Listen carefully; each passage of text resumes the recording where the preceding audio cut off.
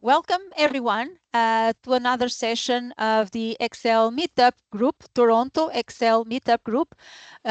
We are almost end of the year, just approaching end of October 2025. The group has been running at least a monthly session since 2019 when we initially started. This is more of an introduction for those of you who are new. Thank you for joining.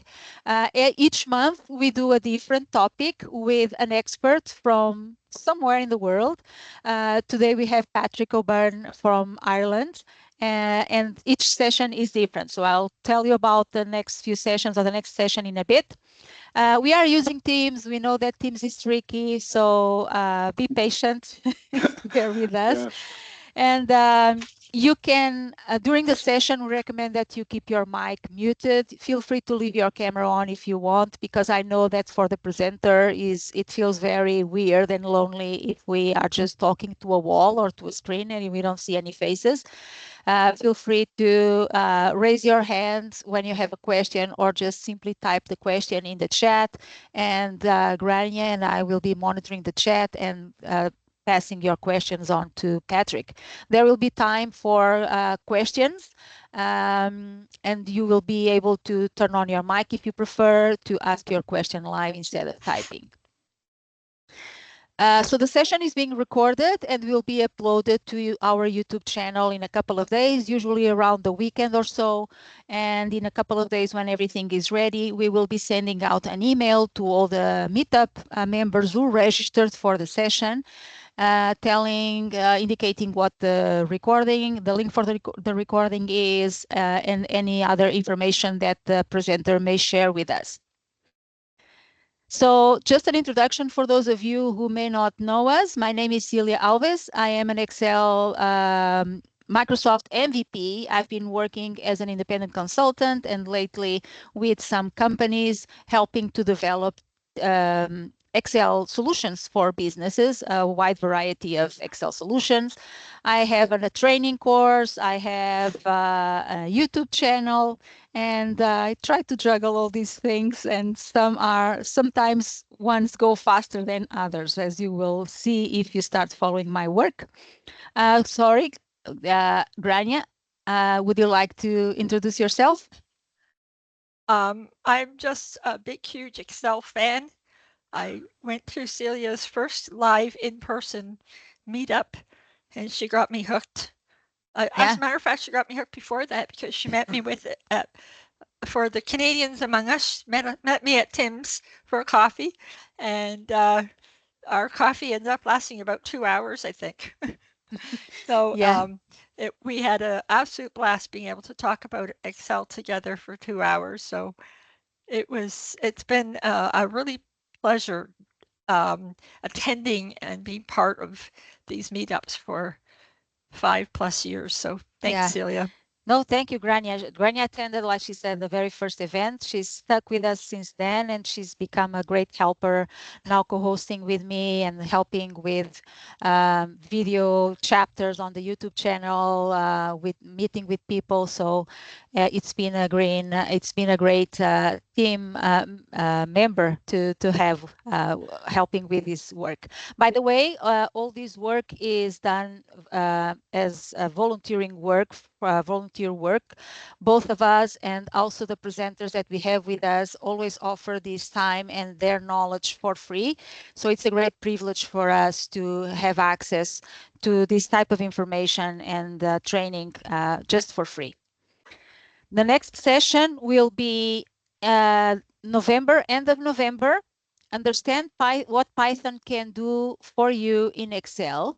We will have Owen Price with us. For those of you who don't know him, he's also an Excel MVP, and he's an extremely bright young man, and he knows all types of programming languages, and started to publish a lot of things about Python when when Microsoft announced that Python would be available. Interestingly enough, he ended up becoming an employee for Anaconda, who is exactly the company that provides Python for Microsoft Excel. So he knows what he will be talking about, and I asked him to do an introductory session so that all of us, me included, who are not familiar with Python and what kind of interest Python may have for us, what can it do for us in Excel, and how we can start exploring it. He will be presenting about it.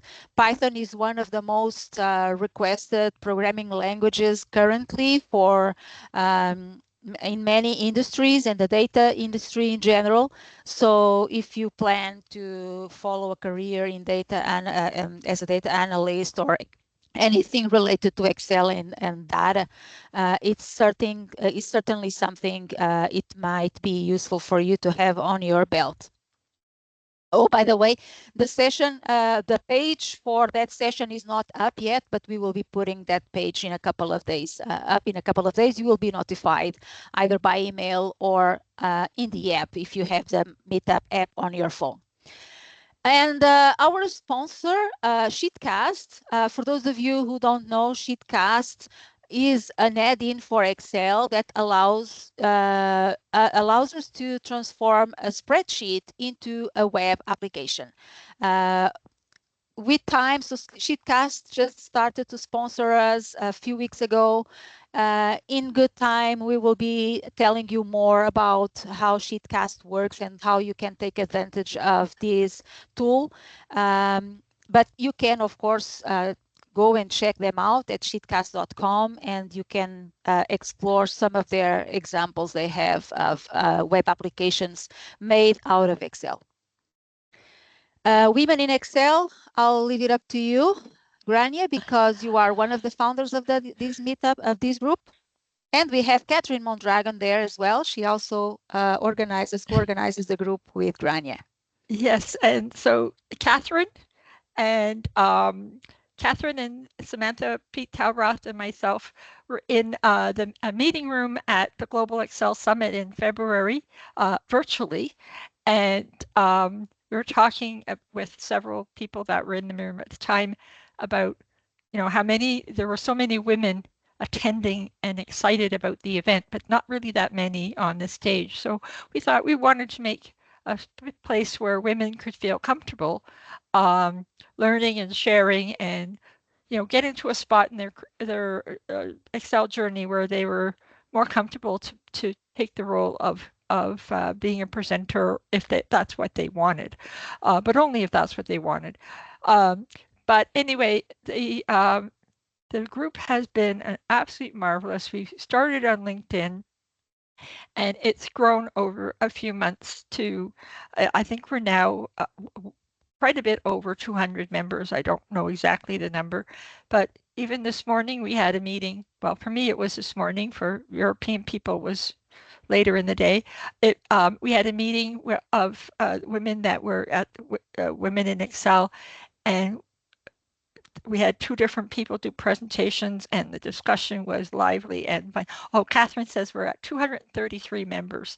So it was a really fun and interesting meeting, and we learned a lot.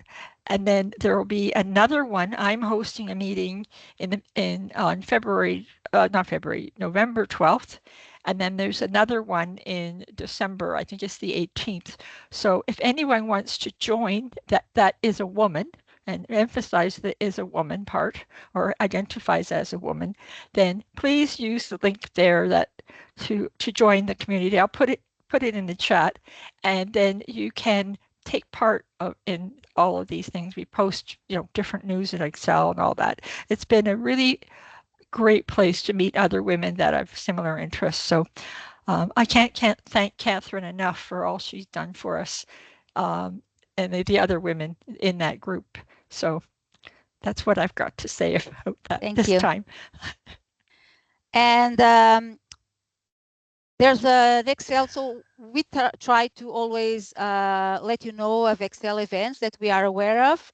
The Active Cell is an Excel event happening soon in December, beginning of December 2nd to the 4th in Las Vegas. It's an in-person event. There will be opportunity to learn. There will be master classes. There will be presentations. And at the end, in the last day, the finals of the Financial Modeling World Cup will happen. So all the Excel, the best Excel experts in terms of not only being smart, but also being very fast at solving problems with Excel. Some of them reach the finals, and we will be able to see them at the finals. If you are interested in attending this event, there's a coupon code for 10% off that you can take advantage of by scanning that code there. And this PowerPoint will go on the email later, so you will also be able to get information from there.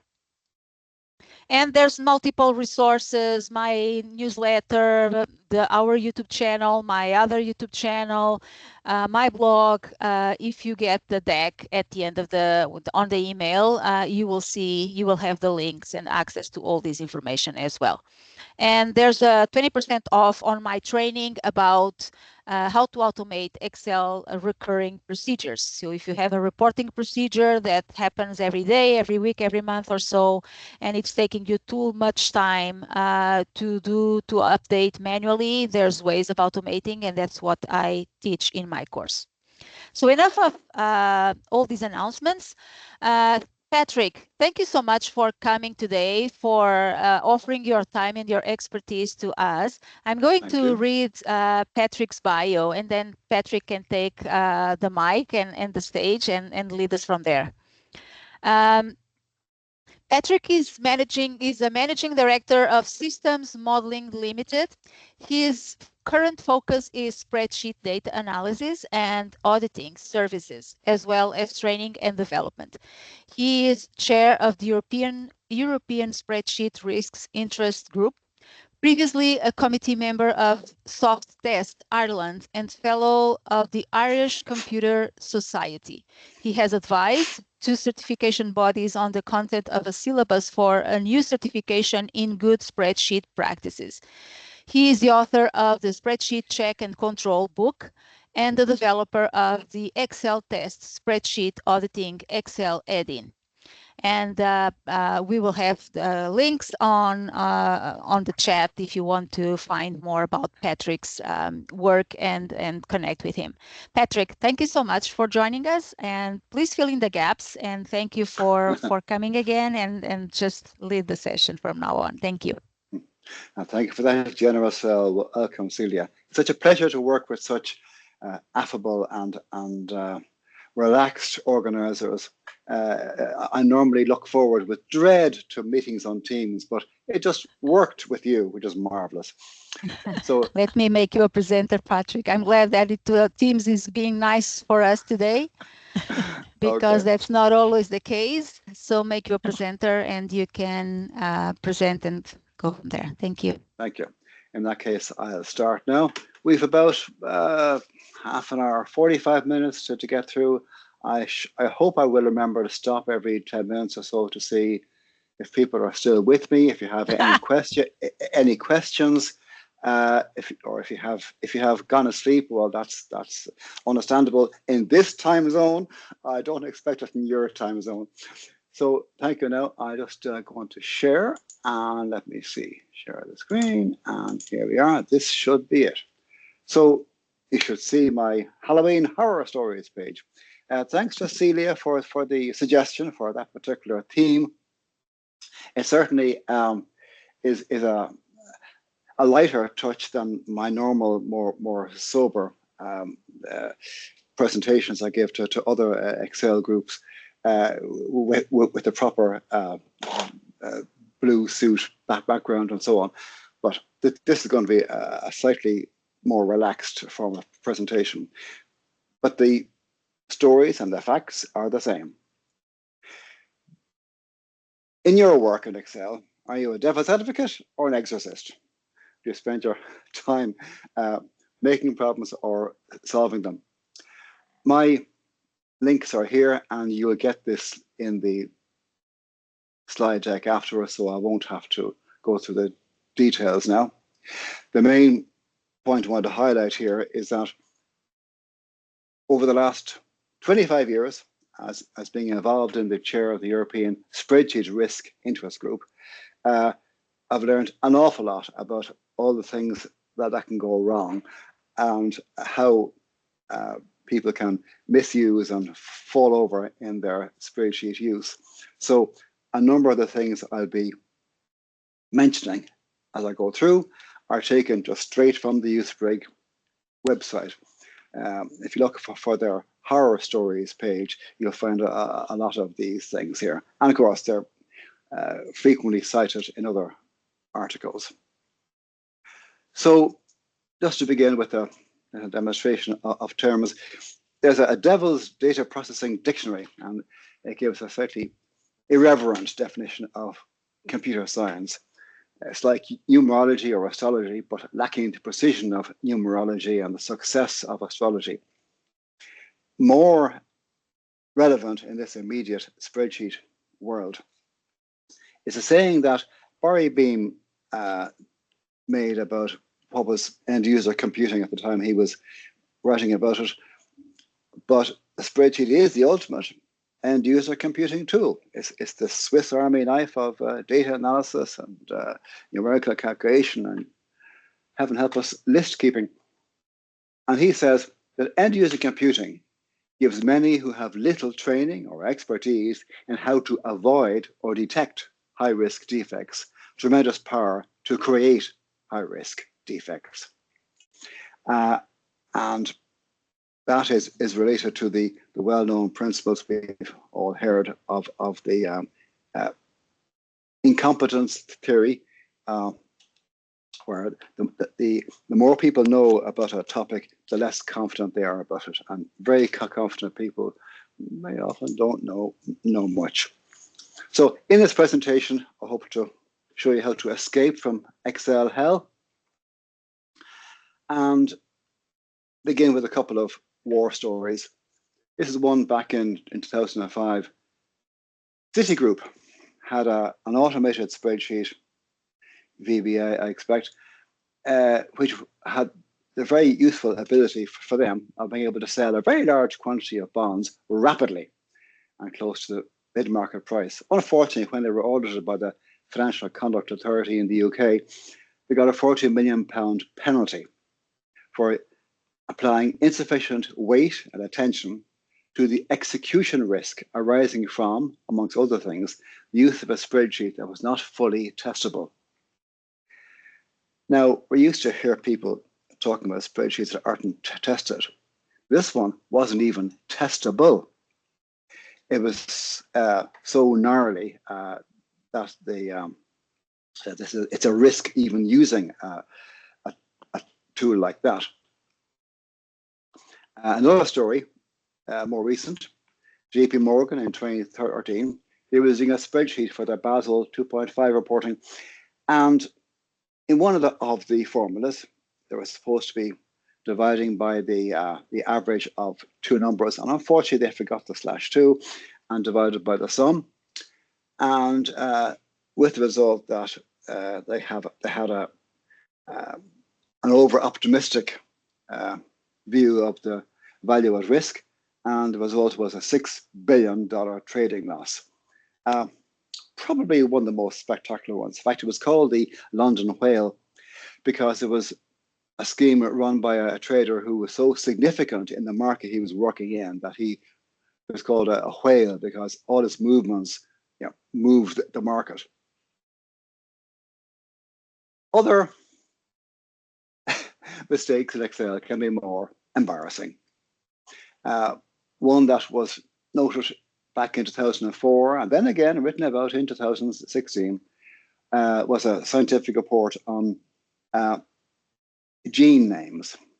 Now, very often researchers will publish research on their genetic studies and they'll give a data set with it. And their favorite way of doing it is to upload that data set into a spreadsheet and attach it to the paper as their data set. So these researchers trawled through a few thousand papers to find the data sets associated with them, and looked at the data and found that a certain percentage of these gene names were dates rather than names. Because, for example, the code SEPT2, Excel decided that was really September the 2nd rather than Septin2. So there were 2 reports on that. So eventually, after 15 years of advising people, Excel is not a database, please use a proper database, they finally gave up and realized people are going to use Excel. So they actually changed the names, the scientific names of the genes to avoid this problem in Excel. It's a pragmatic solution. It mightn't work in other environments, but they made sure it worked. The other one, which is embarrassing, but from another point of view, it could be very expensive, is a paper by economists Reinhardt and Rogoff, Growth in a Time of Debt, which indicated that the more debt a country has, the worse its growth would be. And that was used as a justification for austerity measures, the cutting back of debt, which caused a good deal of hardship around the world about, was it 20 years ago? When some students in Amherst College decided to reproduce this study, which is what you do when you're a student, you take some previous study and reproduce it to learn how it's done, they couldn't get the same results. So they asked Reinhardt and Rogoff for their original data, got the spreadsheet and realized that it had a formula mistake. They're supposed to be averaging countries from rows 30 to 49. It was actually only 30 to 44, which left out some significant countries. And if the proper data had been included, they would not have been able to draw the conclusion that they did. I need to add that, of course, Reinhardt and Rogoff dispute those findings, but that's the story. So in the evolution of the European Spreadsheet Risk Interest Group, we developed a devil's guide, as we called it, where we gave the other way of saying things in Excel in the hope that people might get the message that way. And one is, don't obtain test data. Whatever the spreadsheet result is right. And if by any chance you happen to feel in your bones that something is not quite right, just keep making changes until something appears to work. Then claim victory and leave the field. That's the best thing to do. Don't be looking for any objective tests. If actually are asked to do a test run, ask in your most offended voice, don't you trust me and my expertise and my confidence in my own skills? However, when you look, you'll find what you see when you test. And this is an absolute commonplace in standard software development practice, that if you don't look for bugs, you don't find them, but your customers do, which is a more expensive way of finding it. And one of I think the only serious study I've seen so far, and I would love to have a more recent one if anybody knows of such, was done by some actuaries in Australia. They studied 30 project financing transactions. These are huge multi-million transactions which have at their core a spreadsheet, which is the contract document. And the idea is that you sign off on that, and then you go ahead and you build a nuclear power plant or the dam or whatever it is that the model is for. And so they reviewed 30 transactions. Now, these are not simple models. An average of 2,000 unique formulas per model. Now, a unique formula is just the core formula at the beginning. If it's copied across 12 columns or 365 columns, it's still just one unique formula. So these have and that's just the average. There could be obviously those with many more. They found that on average, they could raise 150 issues in a review. Now you'd think, if you're a company with a big multi-million project and you're going to have your spreadsheet audited externally, that you would be reasonably sure that what you're handing over is a pretty good piece of work. But experience finds otherwise. And what do? Well, obviously, they give back the spreadsheet along with a list of issues, and the company attempts to fix all the problems that are there, and then they send it back for retesting, only to find that in doing that, they introduce more bugs. And so they have to go and do it again.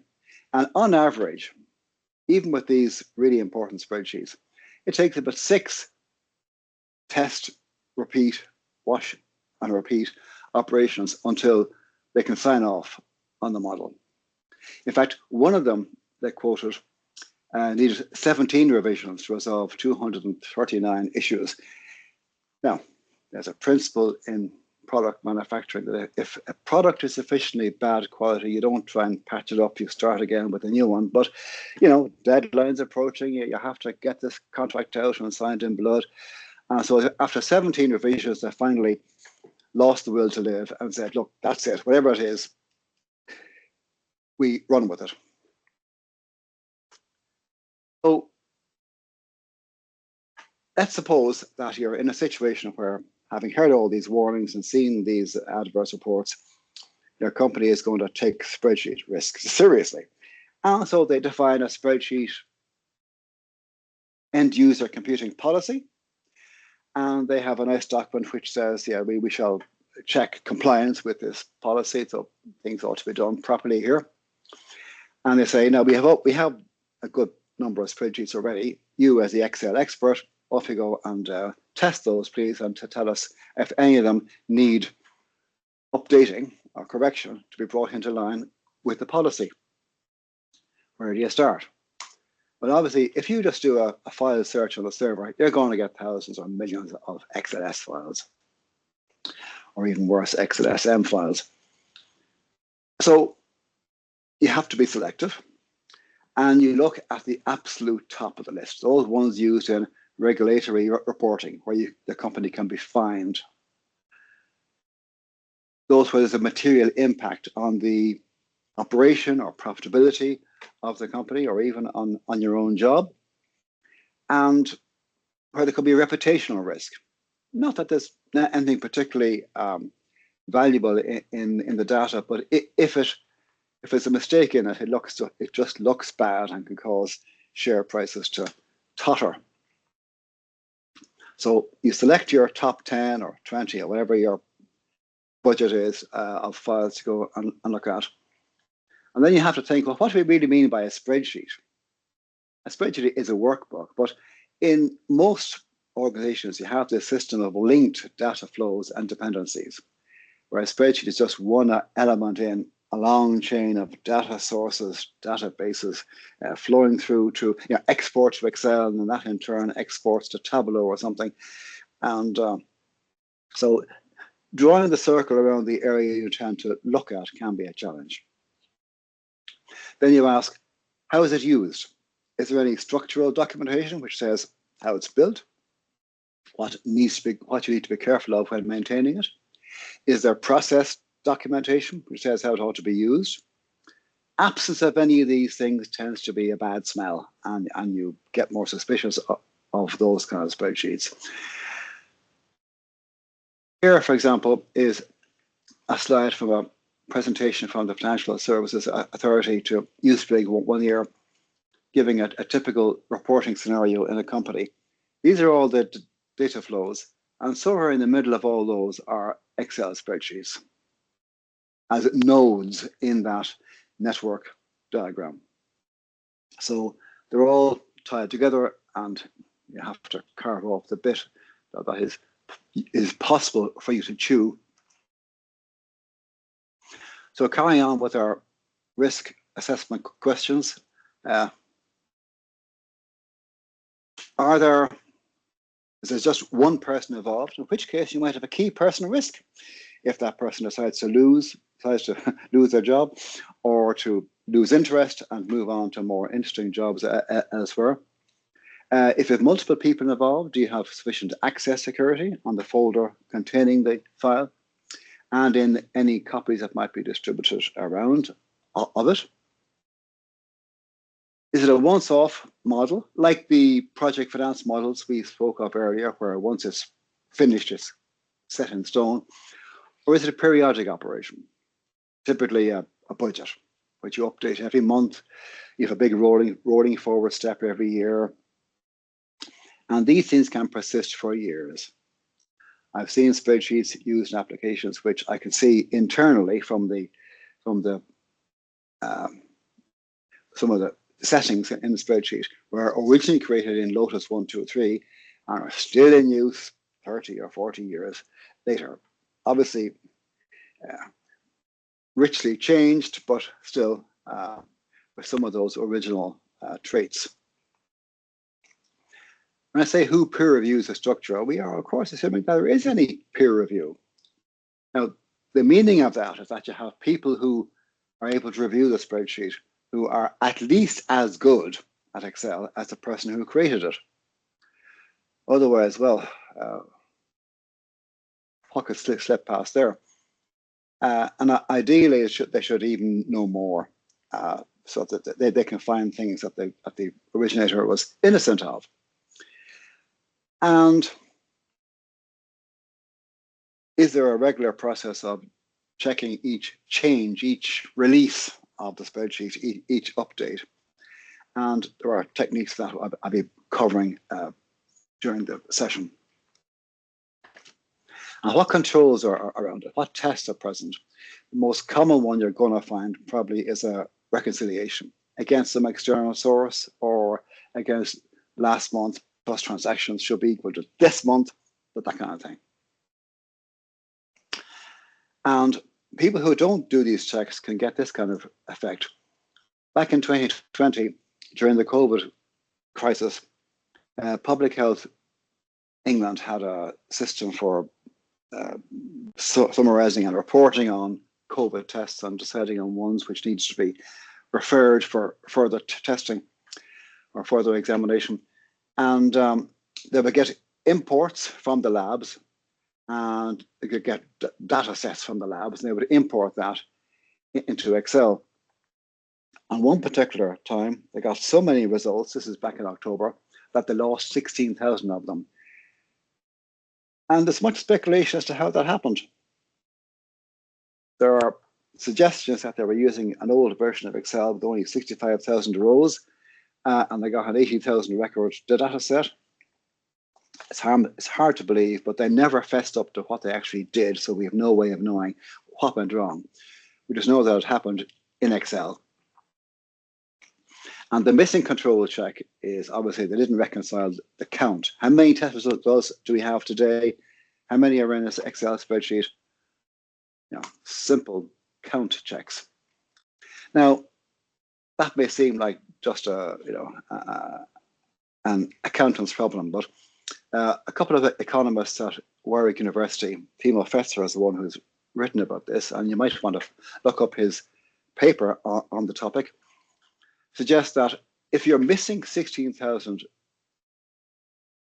records, you're going to miss a certain number of referrals from that. And those people who are not checked could go on to infect other people. So they estimate that you would end up with more than 125,000 additional infections and maybe 1,500 COVID-19 deaths. Again, I need to stress PHE disputed these findings. But these are the serious consequences of some simple decisions in Excel. Carrying on with our list, getting to the finishing line of 10 points. What checks are included within it? You know, cell protection, sheet protection, workbook, open protection, all that kind of stuff. Data validation, condition formatting to highlight exceptions, balance, cross checks, does the balance sheet balance, these kind of things. There's a statistic quoted by operas in the UK, who are another one of these financial project model review firms that as they go on in time and they keep fixing their own mistakes, they build more and more cross-checks and self-checks into their model.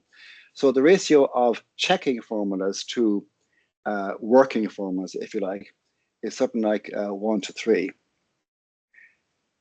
In their practice of auditing companies, even powerful banks, they might find that 1 in 20 will be a generous estimate.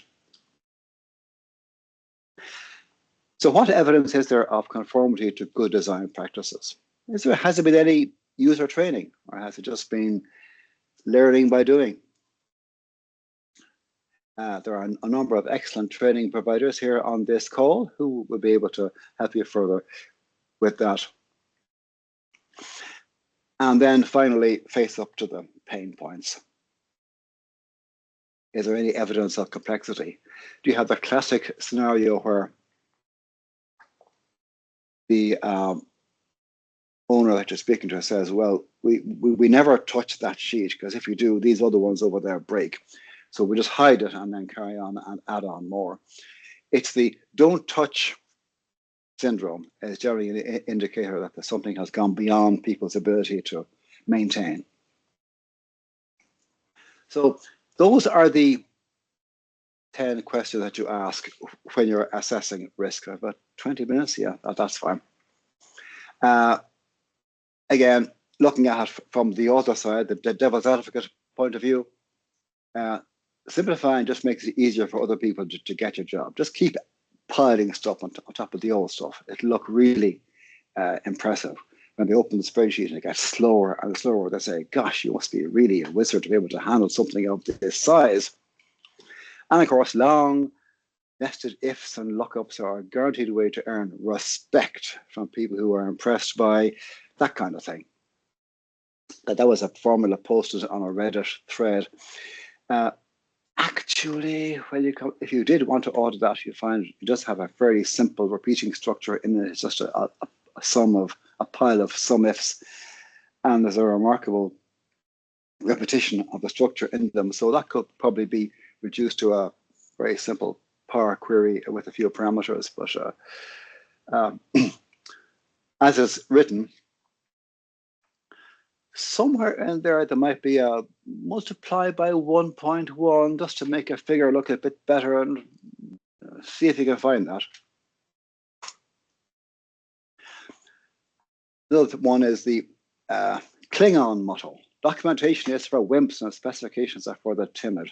Just go ahead and do it out of your head. You know. And equally, never use in-cell comments or help text. Users just have to know what to do through sheer Excel foo. So to handle some of these horrors, you're going to have some garlic handy. So here's a few very useful sets of guidance. I'm not going into great detail in this presentation. If you want detail, this is where you go. You go, first of all, to Usebrig, look up their page and research and best practice, and you get a few little zingy one-liners on things to watch for in models. And then the Institute of Chartered Accountants of England and Wales has a number of publications. One is the spreadsheet competency framework, which gives you a map of what functions in Excel are expected to be associated with what degree of use, and how much you ought to know to be thought to be safe to be let at these. Another one is 20 Principles of Good Spreadsheet Practice. These are updated every so often. This last one was updated fairly recently. They actually ended up with 22, but 20 is such a nice number, they actually merged a couple just to get back to 20 again. But it's interesting to compare the old and the new and see how the focus shifts as Excel gets more powerful. They have a practical guide to financial modeling, rather heavier document, I have to say, and how to review a spreadsheet, which is a really practical one on built-in things in Excel, which you can use without using any tools. Just this is what you can do in Excel to track Favorite shortcuts like control left square bracket to trace the precedence or dependence of a formula, that kind of thing. Now, in your assessment of these critical spreadsheets that you've been asked to look at, the kind of things that would make you go, uh-oh, and look a bit closer are commonly referred to as bad smells. Or you haven't seen anything wrong yet, but you know your instinct tells you there could be problems. One is if the user obviously hasn't understood the correct use of relative or absolute or mixed addressing, then there's bound to be some formula in there which has the wrong pointer. Errors were suppressed. Yes, we all do big lookup tables where you have a column where there's blank data, so you suppress the hash NA result, and that's fine in that context. But when you start putting all error conditions in white font on white background, you could be sweeping more under the carpet than you should. Range references not reflecting the actual data. Reinhardt and Rogoff is the classic instance there. Another one is manual calculation, circular references. Circular references are used in some courses to illustrate a neat way of doing, making a balance sheet converge. But while it's one thing to do it on a course, don't do it in real life. There are companies which will sack you for using circular references because obviously one can hide others. Manual calculation has its place, but so often it's used as a patch because the spreadsheet's bogging down and people think, oh, there's too many formulas, so let's turn on manual calculation. And I promise I will always remember to press F9. I'll never just go to print and forget to update the spreadsheet. In fact, not realizing that the problem isn't the number of formulas at all. It was the amount of incontinently copied and pasted conditional formatting that they had. Every time you switch to a new sheet in Excel, it has to recalculate all the conditional formatting rules again. And that can cause it to slow down. And people think it's the formulas. It's not. Another one are hidden cells, hidden font, hidden sheets, formulas, names, and other stuff like XML data buried in the file structure that contains other useful information. Mistaken lookup or exact. If I find that somebody has omitted the fourth parameter in a VLOOKUP, it's a kind of low-hanging fruit. I'm probably going to find a mistake in that spreadsheet at some point, or if not one now, one that's waiting to happen. Prematurely terminating AutoSum. You click the AutoSum icon. It's great, but you didn't notice there was a blank in the middle of the column and it stopped there. Subtotals counting themselves. And another sign is too much macro recorder VBA in there. And in particular, that contains hard-coded self-references. Obviously, the devil would have your format with as many colors and styles as possible, so you aren't boring. And everybody would have to have a different style to everybody else. So what is red for one person means negative. What's red to another person means important. So yeah, be sure, the more styles, the better. And obviously, who needs backups? Backup is for wimps. I think it is one of the Klingon proverbs too. Then you have your very buggy application programming, where one nice thing you can do to make it interesting is to change the code, but leave the old comments untouched, just to give extra work to the person coming after you. And of course, hard code range addresses. So the user must absolutely keep a certain value in cell K42, not insert anything above it or left of it or anything. And if your code is inefficient, well, just get a fast PC. That's the simple and cheaper solution, isn't it? Equally, if you've got a hard code addresses in VBA, you can hard code constants and formulas, tax rates, conversion rates, exchange rates. They won't change during the period of time you'll be using the spreadsheet, and once you moved on to something else, that isn't your problem anymore. Cross-total checking is, of course, duplicate calculations, inefficient, and real Excel gurus are not inefficient. So, little final note on security or otherwise. Yes, I've mentioned protection. Access control to the folder containing it, but also to any possible email vectors, email forms of distribution, and malware detection. Microsoft's getting better at that. Actually, it's getting so good at it now that if you're the kind of person who releases VBA code, which is protected so they can't look at the code, and it contains API calls, and they say, we can't open your spreadsheet, it tells us there's malware in it, you're going to have some explaining to do. You'll figure it out. Metadata. There are many places in Excel for hiding information, not just in hidden names, but in all kinds of custom XML properties where I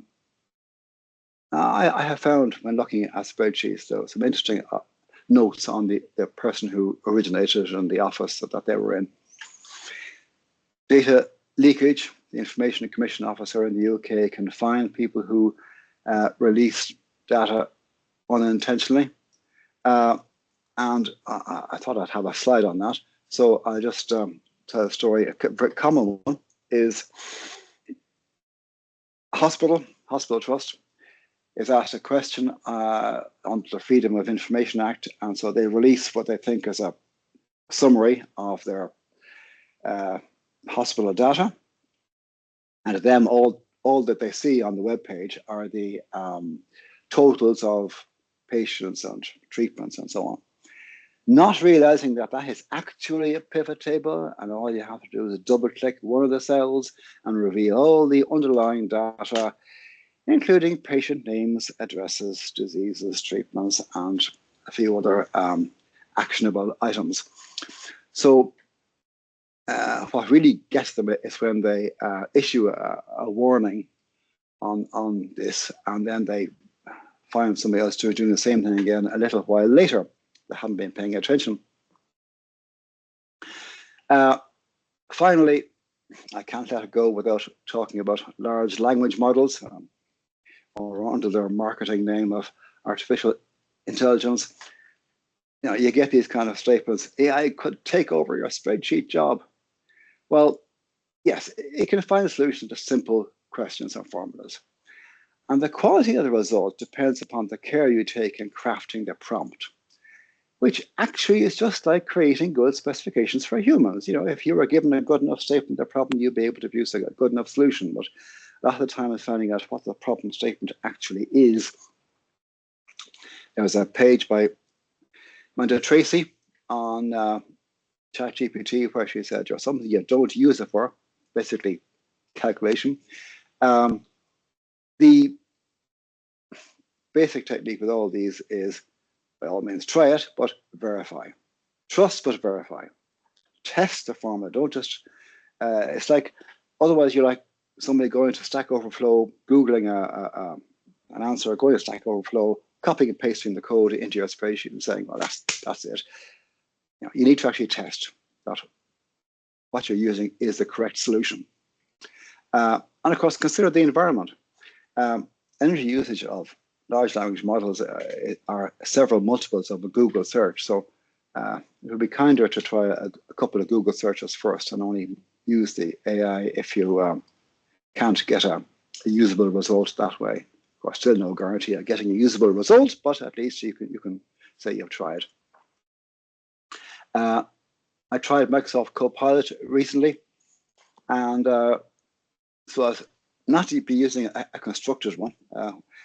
You know, you can construct these problem statements which are like impossible chess problems, which you know, cannot happen in real life. But I picked a question from a mail list or a social media site about deduplicating a list. You've several cells with semicolon separated lists in them, and I wanted a combined list with all the names deduplicated. And it gave me an answer which was quite close, but couldn't work. And even though I prompted it a few times, saying, this is giving me the same result. There's no duplicates being taken out here. It never trigged what the problem was. It was creating a list in a row array, but the unique function needs columns. So I knew, of course, I just use a transpose function to correct that, and it worked, and the solution worked quite well. So on one extent, it was useful, but on the other hand, you had to know enough about Excel functions to be able to fix it. And if you know that, well, why are you using Copilot? However, as I say, I still think it can give you a starting point if your Google foo fails you. Now, I just realized, with my apologies to Celia and Grania, that I've gone at full tilt throughout the presentation without stopping once for either taking breath or asking for questions. At this stage, it's 25 past my time. I'm just going to finish off this, and we'll take all the questions at the end. If some of you are bursting with questions, I'm sorry, just scribble them down and we'll take them at the end. No worries. No. There are not significant questions, I don't think. There's a few comments, and then we can go through them. That's fine. Thank you. Okay. Now, obviously, things like the guidance documents I mentioned earlier work with what you get within the box of Excel, but you can improve your efficiency by getting some external tools. If you're a VBA user, I recommend trying out RubberDuck VBA. It's a code inspection. It's free, open source. You can contribute to it if you wish. And it's a very good lint checker. It's very sniffy about coding standards. Then there's many products in the compliance area. Oh, in Excel itself, there's Inquire. It's a useful little tool. It's one of its only good features is the ability to compare sheets and show what changed. It's quite good at handling insertions and deletions, so that's the one you don't get in other products. With my own Excel test, and I'm giving you a link there to a colorizer add-in. It's free. It takes a sheet of formulas and colors them according to the unique formulas. So all the formulas with the same root structure have the same color. And if you suddenly see a different color in the middle of a row or a column, that formula is not like the others. And it uses the ability of the human eye to immediately see discrepancies, which you would find quite hard to do just by reading the formulas. And then there's plenty of other products in the marketplace, some almost free, like Rainbow Analyst. And there's new ones coming up like Perfect Excel. Fast Excel, by the way, is different. Its main objective is a profiler to show you where the slowdowns are in your Excel model and to provide you with some accelerated functions for really fast calculations, optimized lookups. Some of them could become a victim of Excel updates, where Excel is getting a bit smarter about doing some of these things, and it's probably stealing some of Charles Williams' ideas. But then, what's the old saying goes? Good composers plagiarize. Bad composers plagiarize. Good composers steal. Yeah. and there's many more tools in the area, but investigate some of those, and you'll find some very handy way of working at speed, particularly when you have folds of files to examine. And anybody who doesn't take these things to heart could end up like the Excel 95 development team. That image is an Easter egg in Excel 95. I'm afraid I haven't come across anything more interesting since, but that's the Hall of Tortured Souls. It must have been a difficult project bringing that one out. So just coming up to time, and I'm very happy with that. This is the end of the presentation, but it's not the end of my session. I'm ready to answer any questions people have at this stage. Thank you. Thank you, Patrick. Yeah, definitely a lot to think about that you gave us there.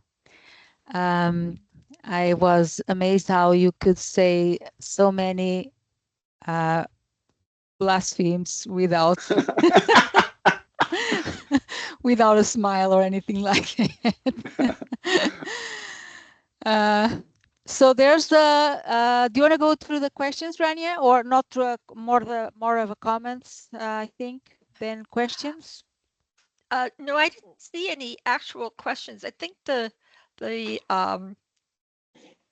question I had, actually, your last slide sort of started to answer it, which was, you know for sure that until you put a lot of work into it, most spreadsheets are going to fall into the categories that you said don't do.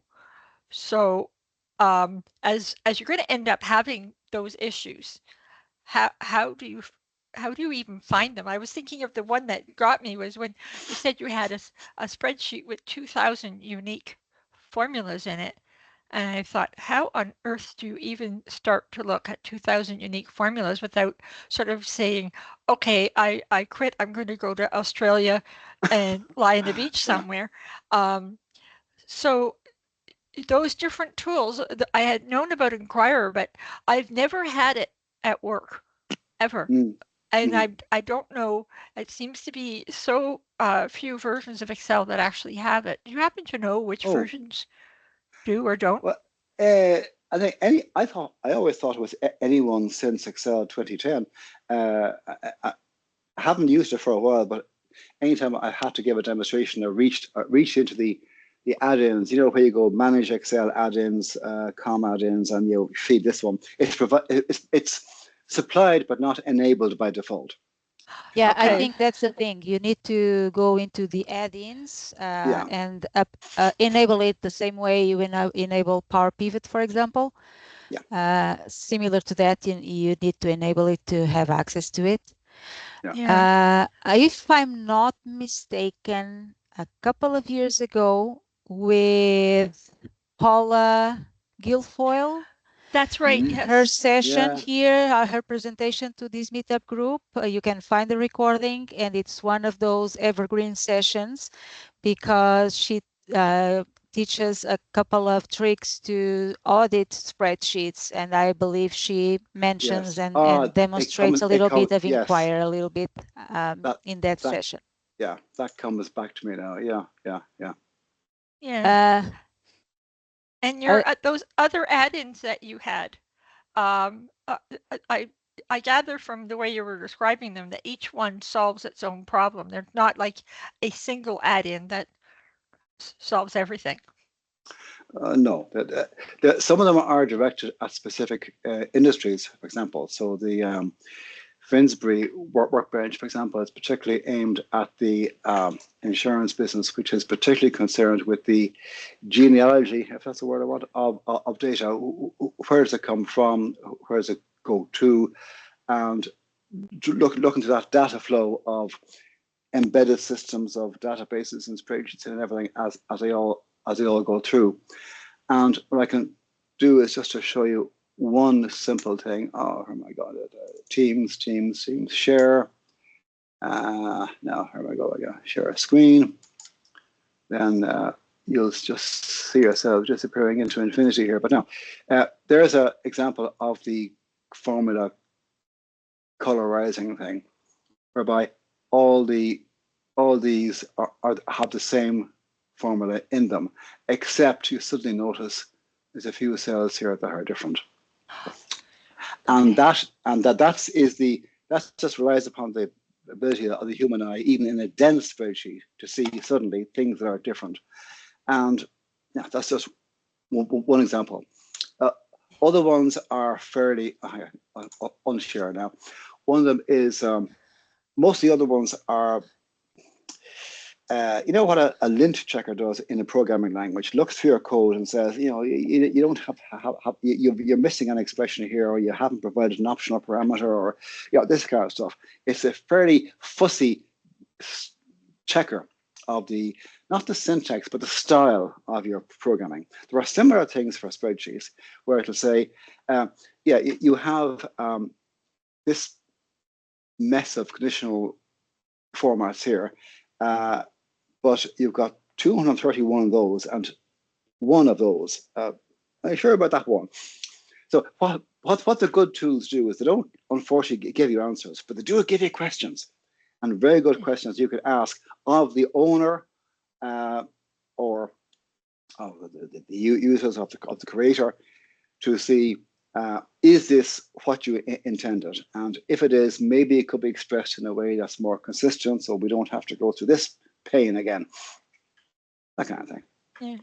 Oh, thank you, Patrick. That's helpful. So we've got, Go ahead. You are going to. I've got Mark Proctor saying, what is your Hi, opinion Mark. of Excel's formula check and audit tools in view of your recommendations? Yeah, there are in the formula auditing toolbar. Anybody who's doing their job in Excel has to know how to use that. I mentioned very briefly in passing the the control left square bracket, which is I just know off by heart that that's the trace precedence on the same sheet thing. But still, you find one tool I didn't mention. As I just mentioned the word trace precedence and trace dependence is Jan Carl Peters's, and I think Charles Williams has one too, on a formula, or what do they call it, a formula analyzer, which shows not just on the same sheet, but in the complete chain of the tree of calculations of which this formula is one branch. And those are very good ways of getting to see what is likely to go wrong if I change this. So those are useful tools to have. But yes, you absolutely have to know, let's go back to Mark's point, you have to know the auditing toolbar in Excel. And if you're fortunate enough to come across the workbook with circular references, yeah, it's the only way I currently have of tracing the circular references is to use that formula checking toolbar, get the drop down and start plowing through the list of through the chain of cells to see where it actually originates. But yes, those are important. What is your view as an auditor? You have been auditing. You have a lot of experience with auditing spreadsheets and Excel workflows. What is your view regarding Power Query?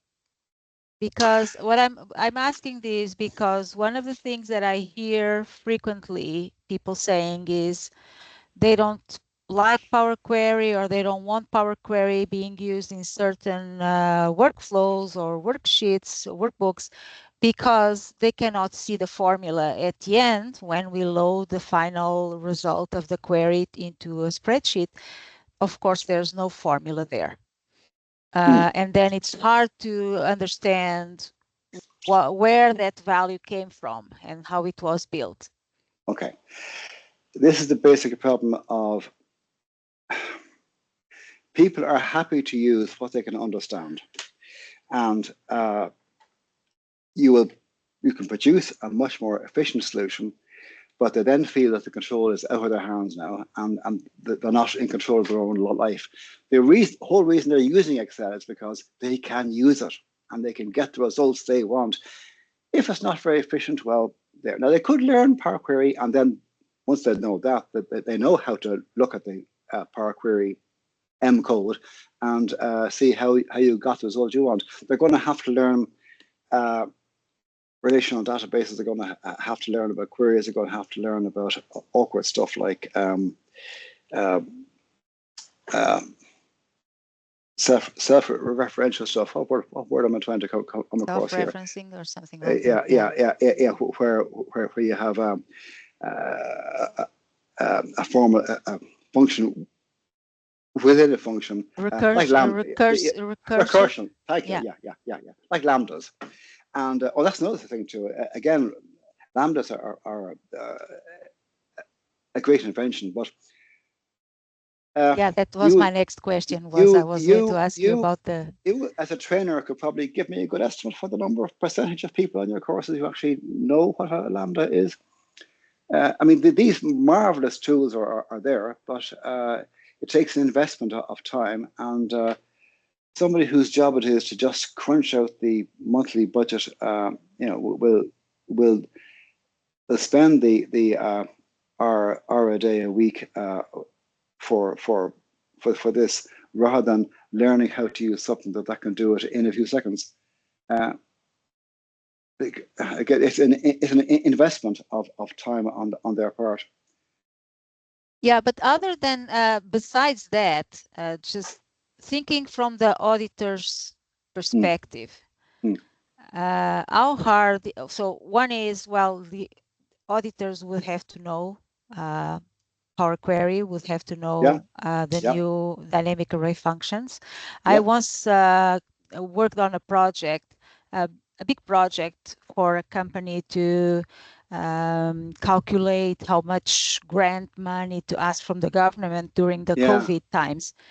And the only way I could make that work was with Power Query, because there were so many data sources that we needed to combine and so many rules that doing that with just formulas was just, for me, it was easier to go with Power Query. And as a good practice, this company usually brings in an external auditor to audit their workbooks or their procedures.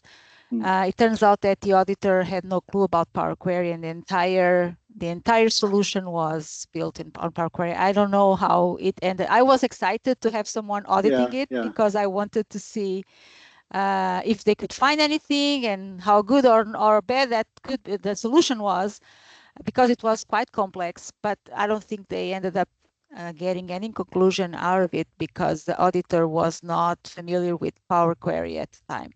Yeah, I'd like to point out, I was mentioning earlier, where a reviewer of a model has to have at least the same level of expertise as the one who created it. And there are people who use Excel DNA when we were looking at using Excel, and a similar argument for people who use Python in Excel. There are so many possible bolt-ons now that it is hard to find, unless you go to one of the big five, and they will charge you for it, to find somebody who is able to handle the variety of possible techniques that could be used. But are you familiar with auditing queries, or it's not something that you've been doing? Power Query queries? No, all the work I've had has been, I think I might have met one person who actually knew how to use Power Query. All the rest just formulas, just formulas, tables and formulas. Yeah, that's the reality.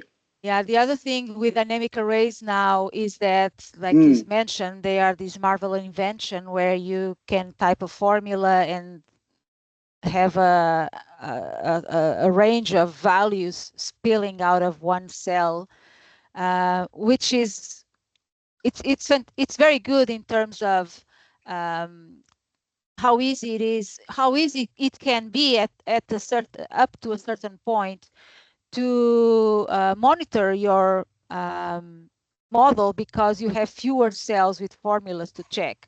On the other hand, you are programming inside a cell, sometimes very heavily, because you end up nesting all these let and lambda functions. And so again, it will require expertise and understanding of how those work to be able to trace those. But one problem that I've been hearing people mentioning in terms of auditing is so that, well, you have one formula in cell A1 that spills a result of, let's say, a grid of 10 by 10 or 100 by 100 or thousands by thousands of values. If you are interested in a particular one in the middle of that range, there's not, at least to my knowledge this day, a way of debugging that specific cell value. You can use add-ins like, for example, Charles Williams Lambda Explorer. It is a great help with tracing and debugging Lambda functions and complex functions. They don't need to have Lambda functions. A big long formula, it will help you with that. But if it is a formula that spills into a number of cells producing multiple results, you can only debug the first one. So if you are interested in something in the middle of that range, it's difficult to audit because there's no formula there. I think you could.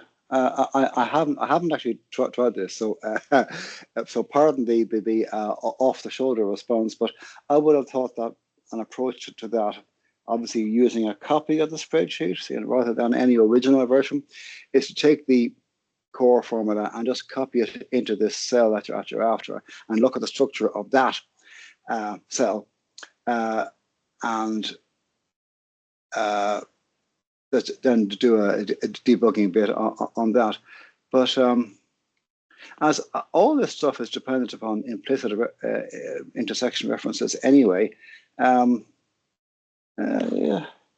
that's the one thing about by the way, the Excel formula evaluation. It's a lovely tool, but God, when you get this array which suddenly explodes in the middle of it, and you have true, comma false, somewhere in the middle of all that is a 1, and you're trying to find it.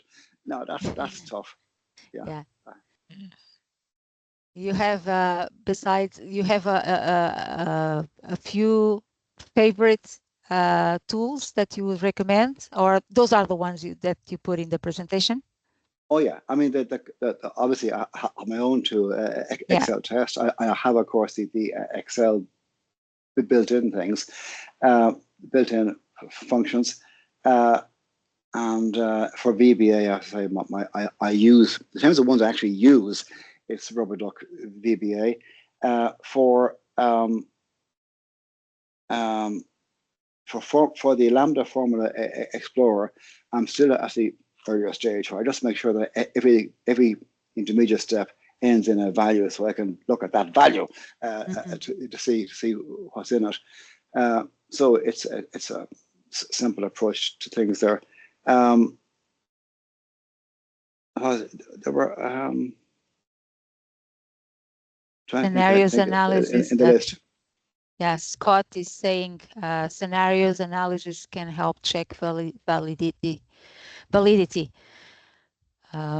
Not sure if it's scenarios analysis, is it a tool or is it the feature in Excel?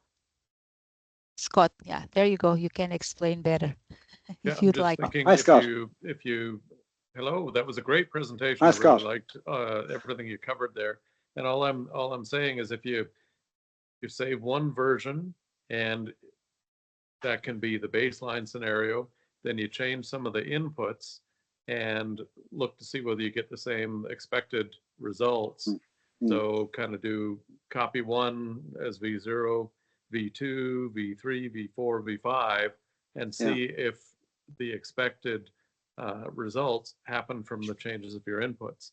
So you know, you can see that way, even with the dynamic array functions, that things are flowing through properly. Yeah, one of the techniques there is, it's like software testing. One of the basic techniques you use is you use very simple inputs. So if you have a table of data, you make sure they're all 1. So if your financial projection over 52 weeks has a sum of 52 at the end, that's kind of good. So it's equally, you can put 0 everywhere, and if you still have a non-zero result, you might wonder, I wonder where that's coming from. And that could be a useful insight in itself. I mean, there is a scenario tool in Excel you can exercise to formally produce a table of outputs which for a given series of inputs. And that kind of sensitivity analysis is of use in specific financial modeling areas, but I've very rarely seen it used. I can barely think of recent examples which actually use that particular thing. But then look, all these things are in specific markets. There are people who do Excel for things I've never thought of. So I'm pretty sure that there's lots of ways of using things and testing things which I haven't come across yet, and I hope to someday. Yeah, and there's some of those things where you can double an input and see whether you get the expected result, and then you 10x or 100 times the input and see whether things change the way you kind of expect them to. Yeah, and if you find that it is insensitive to some input, you then wonder, oh, did we really build in that factor? Yeah. Yeah, thank you, Scott. Okay, I don't think there's any more questions. I want to thank everyone who joined us live. It's always nice to have people coming in and participating with your comments and your insights. Most of all, thank you, Patrick, for coming in and for sharing your expertise with us. I enjoyed it. Thank you. Especially being so late for you. I know that time is coming there. So thank you very much for staying up late for us. Okay, thank you. Yes, thank you, Patrick. And I'm reading the comments, and people were pretty focused on what you were saying, which I think is why there weren't that many questions, because they were so focused on the problems. But they were saying thank you so much. Seems to be the overall comment towards the end now. I've had a few had to drop out because of other meetings, because like for instance, for Catherine now, it's still work hours for her where she is, because further west. So she had a meeting she had to run to, but she did have a question, but I'll try to catch it on the recording and I'll send her the answer. Okay, thank you so very much. Yes. So, and then Aurora, and I have to thank Aurora. She was at my meeting this morning at 8 o'clock, and she's still here at 8 o'clock tonight. So thanks, Aurora, for a long day. Yeah, thank you. Thank you, everyone, for joining. And thank you, Patrick, again. And Alan, nice to see you there. And we'll see you soon. I hope you come back for the Python session, now that Patrick is saying we need more expertise. We need to add Python to our belt, and this will be a session for beginners. So hopefully it will put us in a good way to start learning if we decide that we need to go that route. Okay, and thank you, Celia and Grania, for all your help and support in this. I've enjoyed it. Yeah, thank you. And thanks for scaring the bejesus out of us. I probably shouldn't have said that, but you know what I mean. It was. It ended up. It was not on purpose, but it ended up a good topic, just on time for Halloween. So thank you. Okay, thank you. Bye bye. Good night, everyone. Bye bye. Bye.